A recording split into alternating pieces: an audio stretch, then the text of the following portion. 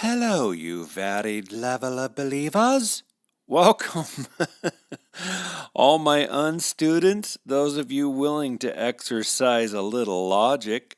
Welcome to the Uncensored Unprofessor. This is a quick hitter. This is my first episode in a series on the world's major religions. I not only want to inform you about the major features of those religions, I'll also be suggesting ways to build bridges to the people in those religions.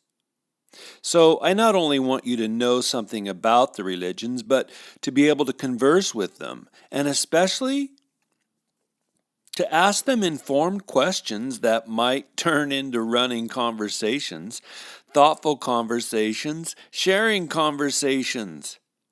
He is the conversation.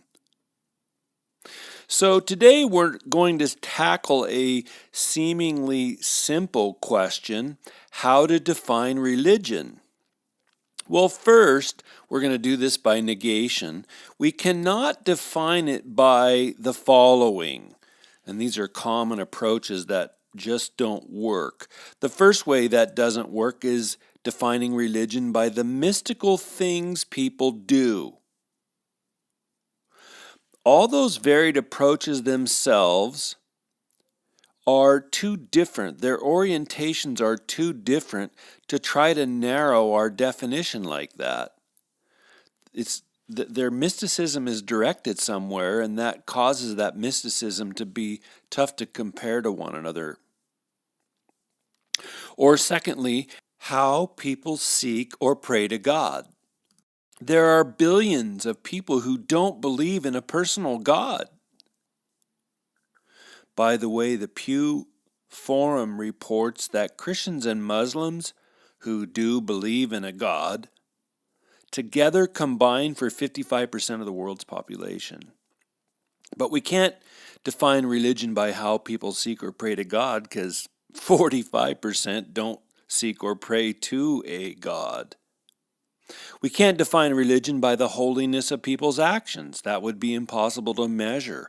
Holiness is always defined by its referent. The different world religions, as this series is going to make clear, have greatly divergent referents. We can't define religion by how personally kind or moral the religion's many adherents are, because again, such kindness or morality could only be defined by an agreed upon referent, and there is no universally agreed upon standard or referent. So how people are kind or moral can vary from religion to religion. We can't define religion by the percentage to which each religion is objectively rooted. Now, I'm not sure any of the religions would even think objectivity is the first or primary issue, although Christians are going to go real strong and hard at that for good reason. But the real issue of religion is to touch upon the depth of life or the mystery of life. And frankly, several of the world religions teach that objectivity can positively cause people to be deceived or blinded. We can get distracted or deceived by the thing that's right in front of us. And I'll say it again, I've said it in several episodes, but science itself does not rest upon universally agreed on proofs that everyone says yes to. Science has unprovable claims that it finally rests upon that it can't claim anyway. Again, go see my Faith and Reason series on that. So science itself is not some perfectly objective discipline, even though the meme, holy shnikes, even though the meme is that science is all reason-based and religion is all silly and faith-based. Finally, we can't define religion as a search for meaning or salvation. The many religions would not at all agree on how to define either meaning or salvation. For many religions, their definitions of salvation would oppose one another. So it's just not true that all religious roads lead to the same top of the same mountain. It's just silly to argue that way. But here, only 5 minutes in, you can see that religion itself is tough to define. The American philosopher William James, a amazing psychologist philosopher from whom I learned so much about aesthetics, he once wrote, "The very fact that the religions are so many and so different from one another is enough to prove that the word religion cannot stand for any single principle or essence, but is rather a collective name." So he's saying it's just an arbitrary name that we assign to try to make sense of all this.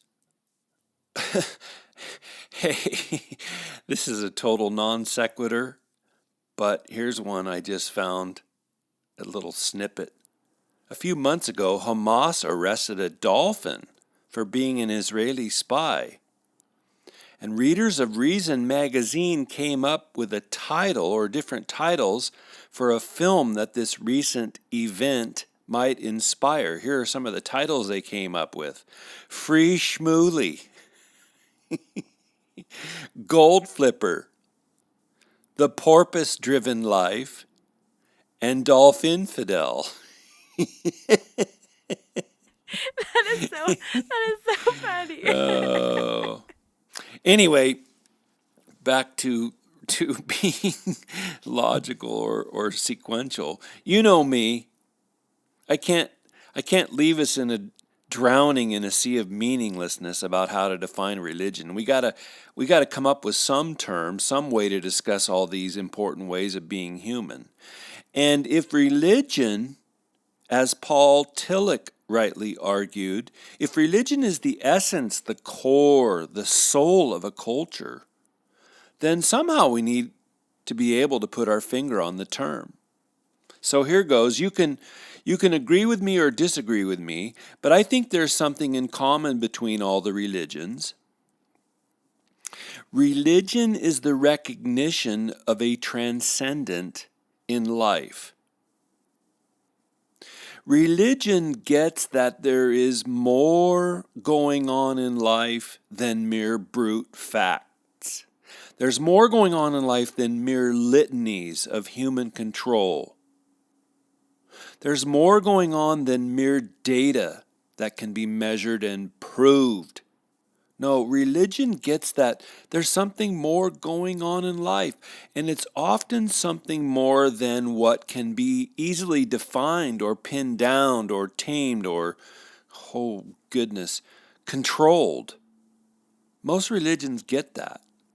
Now, it's true they don't at all agree on what that something transcendent is, but they tend to move towards something mysterious, something ineffable. They tend to know that something more is going on here. They don't at all agree on whether it can be known or named. They don't agree whether it's personal or impersonal. The many religions don't agree on whether it's finally absent or present.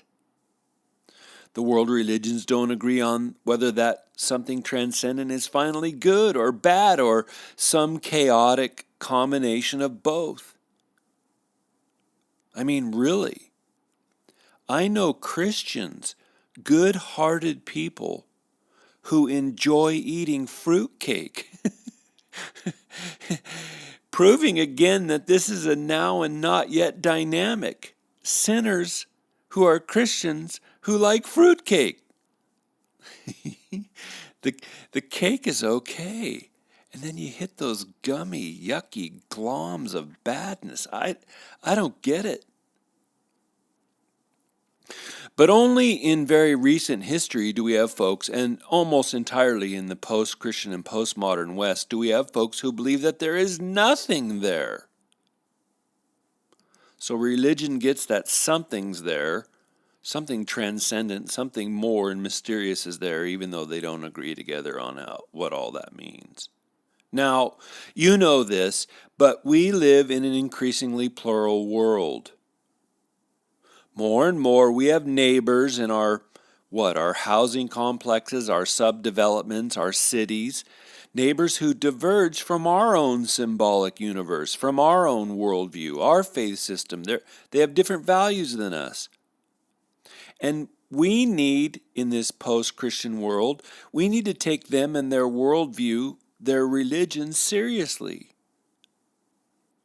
I don't want to get too preachy, but Jesus said, love your neighbor as yourself. And love in biblical teaching has far less, how much, Ed? Far less to do with emotional content than with wanting goodness for or bringing blessing to our neighbor. Well, it's hard to want goodness for our neighbor if we don't even know who they are or what they believe. And I want to help us understand some of what the world religions believe. And then also, please know that in this series, I will be using religion as a sociological descriptor. In other words, religions are how massive groups of people on the planet do reality together. Reality in light of some transcendent, some other, some deeper presence. So I'm going to be using religion as a sociological descriptor. And sorry, because I do understand the evangelical ethos, I have to say this to you. Christianity is a religion.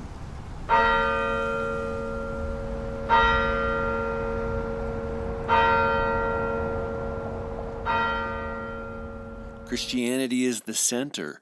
It's the key orientation for how 2.4 billion people try to do reality. What do we call a big movement of transcendence that billions of people follow to process and organize their lives? A religion? It's not just a little goofy to me when Christians tell their neighbors, oh, it's not a religion, it's a relationship.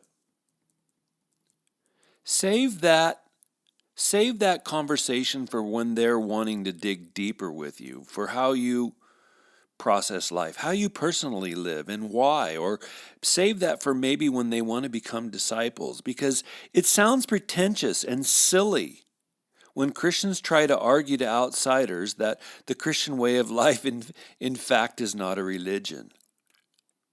Religion isn't the problem, you guys. Sin is the problem. So, start where they are. Start with your neighbor's understanding. The Lord first came to you where you were. He didn't start talking insider baseball. He didn't start unpacking Trinitarian theology with you until after you confessed him as Lord. So, give your neighbor the same benefit of the doubt. Extend that same grace to your non-Christian friend. And then finally, again, we live not only in a postmodern world, but in a post-Christian world. Society's tired of the church, really tired of preachy Christians. Society's exhausted by flim-flammy, surface-level Christians. The shift in culture away from Christ means we need to shift our tactics. And just one tactical shift? Go in humility.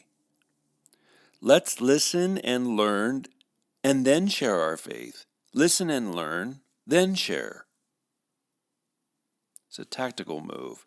So, if you have specific questions about a world religion, please email me at uncensoredunprofessor@gmail.com. Thank you so much for tuning in. Turn your brains on, everybody.